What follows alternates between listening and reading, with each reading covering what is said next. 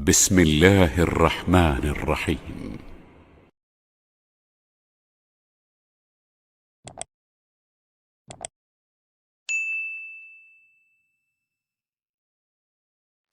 Maqil bin Yasar radhiyallahu anhu berkata, aku mendengar Rasulullah sallallahu alaihi wasallam bersabda, seorang hamba yang diserahkan Allah untuk memimpin rakyat, lalu ia mati pada hari kematiannya ketika ia menipu rakyatnya atau pada saat itu dia menipu rakyatnya, Allah pasti akan mengharamkan baginya masuk ke dalam surga. Hadis ini riwayat Bukhari, Muslim.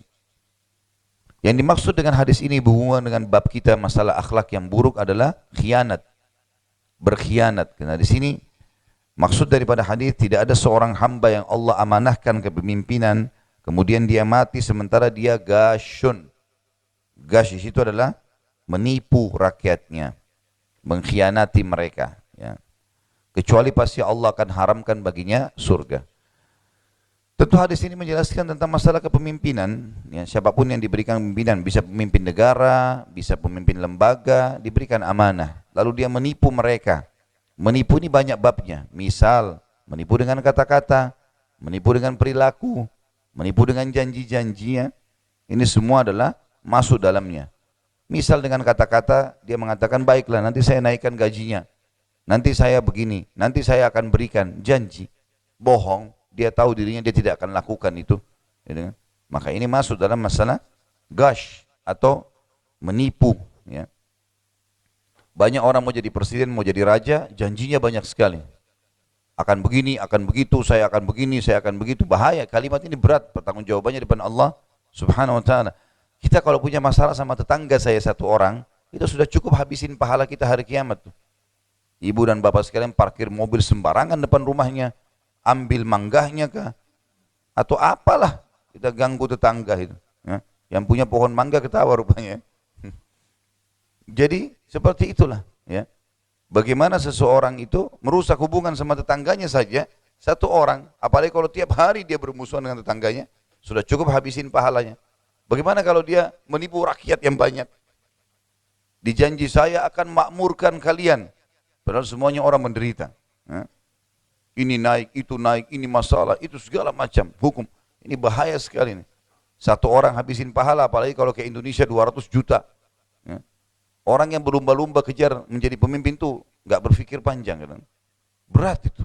Tanggung jawabnya berat hari kiamat itu. Kita tahu para sahabat lari dari kepemimpinan. Lari, tidak mau sembarangan, walaupun mereka layak untuk itu. Nggak ada yang secara khusus mengejar gitu.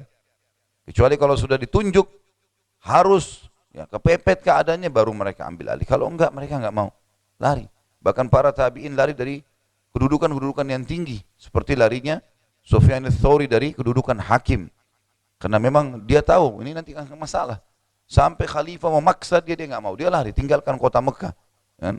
Karena memang dia merasa dia tidak layak, dia tidak mau. Takut nanti salah hukum, ada musuh pada hari kiamat. Gitu kan? Jadi harusnya orang berpikirin hati-hati dalam masalah ini. Kata-kata bisa juga masuk dalam dari janji-janji atau perilaku atau gerakan-gerakan ya tubuh. Ya biasanya ada orang memberikan isyarat tapi dia menipu misalnya dengan isyaratnya, memberikan dukungan yang salah, mungkin dengan kedipan matanya, mungkin dengan isyarat mulutnya menganggap remeh orang lain, mungkin dengan tangannya. Ini semua masuk di dalam masalah gash atau menipu orang lain, gitu kan? Ada orang kinerjanya buruk tapi dikasih jempol, gitu kan? Salah ini, nggak boleh menipu orang. Salah ya salah. Seorang muslim hidupnya jelas. Salah benar-benar. Nggak ada tengah-tengahnya. Nggak bisa digabung, bercampur baur nggak bisa. Halal jelas, haram jelas. Di antaranya samar-samar. Siapa yang menjerumuskan dirinya pada samar-samar, dia menjerumuskan dirinya pada yang haram. Nggak bisa. Seorang muslim jelas hidupnya. Mana baik, mana buruk. Baik sekalian, buruk sekalian. Tengah-tengahnya nggak ada nih. Gitu kan. Hadits ini ya juga memberikan pelajaran yang lain adalah diharamkannya surga. Yang dimaksud diharamkan surga di sini Bapak Ibu sekalian adalah diharamkan sampai dosanya bersih di neraka kalau dia orang muslim. Karena kita tahu tidak akan kekal di dalam neraka kecuali 3 golongan, kafir, musyrik dan munafik.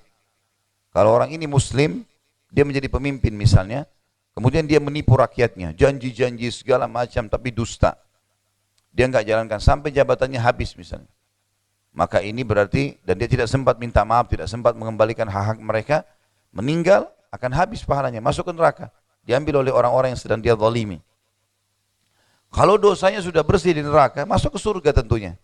Jadi ini maksud dengan diharamkan untuknya surga, bukan terharamkan abadi, terharamkan sementara sampai dosanya bersih. Dan ini sudah umum pendapat ahli sunnah wal jamaah, para ulama menjelaskan tentang asi mu'min, orang-orang mukmin atau muslim yang berbuat dosa dan meninggal tidak sempat taubat, menjadi penyebab mereka masuk neraka, ini hanya sebatas sampai bersih dosa-dosanya. Setelah dosanya bersih maka dia akan masuk ke dalam surga, kecuali memang dia batalkan keislamannya. Murtad misalnya, musyrik, ya, menyembah-nyembah kuburan dan seterusnya yang pernah kita jelaskan masalah musyrik, kemudian munafik, pura-pura Islam. Nah ini baru kekal, memang ini akan mengekalkan mereka di api neraka dan Allah akan bongkar semua itu tentunya pada hari kiamat, tidak ada yang tersembunyi. Makanya sabda Nabi SAW yang berbunyi, tidak ada seseorang yang dalam hatinya ada sebesar biji sawi dari la ilaha illallah kecuali masuk ke dalam surga.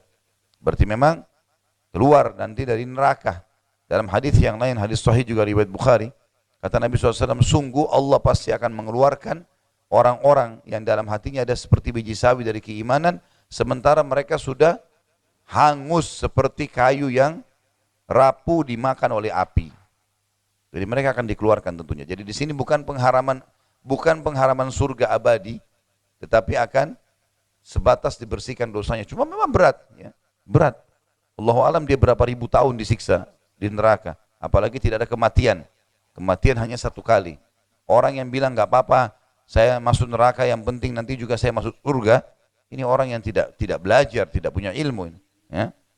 Kalau saya pernah bilang kalau ambil korek gas saja bakar ibu jarinya sendiri berapa detik sudah panas, 1 menit bisa matang, bagaimana kalau tiap hari api melekat di tubuhnya dan tidak ada kematian, hangus dikembalikan lagi, untuk apa? Tidak ada gunanya. Sementara memang akhlak-akhlak yang buruk atau dosa-dosa ini Bapak Ibu sekalian, tidak ada gunanya sama sekali. Allah benci, ancamannya berat, dibuat juga manusia benci.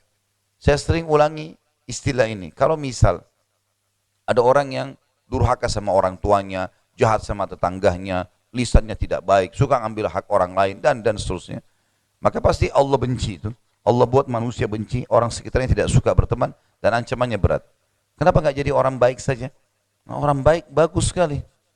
Orang yang bakti sama orang tua, orang yang suka bantu orang, ya, senyum, ramah, Allah suka, janji pahalanya besar karena punya akhlak yang baik, dan juga dia disukai oleh manusia.